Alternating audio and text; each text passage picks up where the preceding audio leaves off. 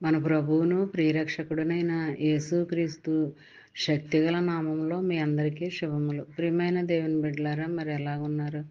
గతించిన దినమంతా కూడా ఆయన రెక్కల నీడలో నిన్ను నన్ను మనందరినీ కాపాడి మరొక నూతనమైన దినములో మనల్ని ప్రవేశపెట్టిన విధానాన్ని బట్టి మరొకసారి ఆయనకి వందనాలు చెల్లించుకుంటున్నామండి.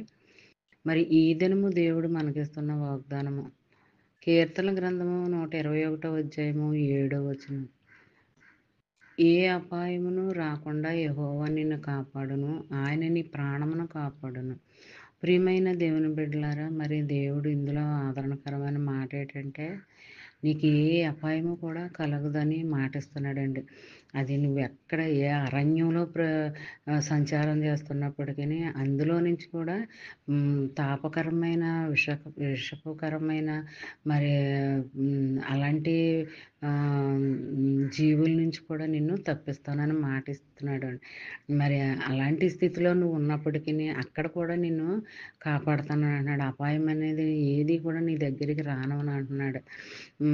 నీ ప్రాణాన్ని కూడా కాపాడుతానని అంటున్నాడు. మరి అక్కడ కాపాడినాడు, ప్రాణాన్ని కూడా కాపాడుతాడు కదండి.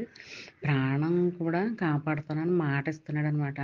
మరి ఇలాంటి దీవెన ఆశీర్వాదకరమైన వాగ్దానాలు మనం నమ్మాలి, విశ్వసించాలి, ఎత్తి పట్టుకుని ప్రార్థన చేయాలి. అలా చేసినట్లయితే వాగ్దానాలు ఫలితాలు మనం చూడగలం అనమాట అండి.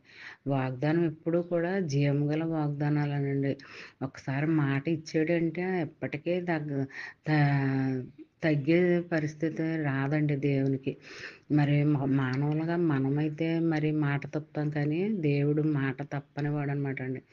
వాగ్దానం ఇచ్చాడంటే దానికి ఖచ్చితంగా నెరవేర్పు అనేది కలిగిస్తాడనమాట అండి. మరి నువ్వు ఎంత దూర ప్రయాణం చేస్తున్నప్పటికీ, గాఢాంధకారంలో సంచరించినప్పటికీ, ఎక్కడ ఉన్నప్పటికీ కూడా దేవుడు నిన్ను కాపాడుతానని ఈ వాగ్దానం గుండా నీకు ప్రామిస్ చేస్తున్నాడు అనమాట అండి. అంతే కదండి. అపాయం అనేది ఏది నీ దరిదాపులకు రాకుండా కాపాడుతానని అంటున్నాడు. నీకే కదండి, నీ కుటుంబ సభ్యులకు, నీ బిడ్డలకు, ప్రతి ఒక్కరికి కూడా కాపాడుతానని మాటిస్తున్నాడు అనమాట అండి.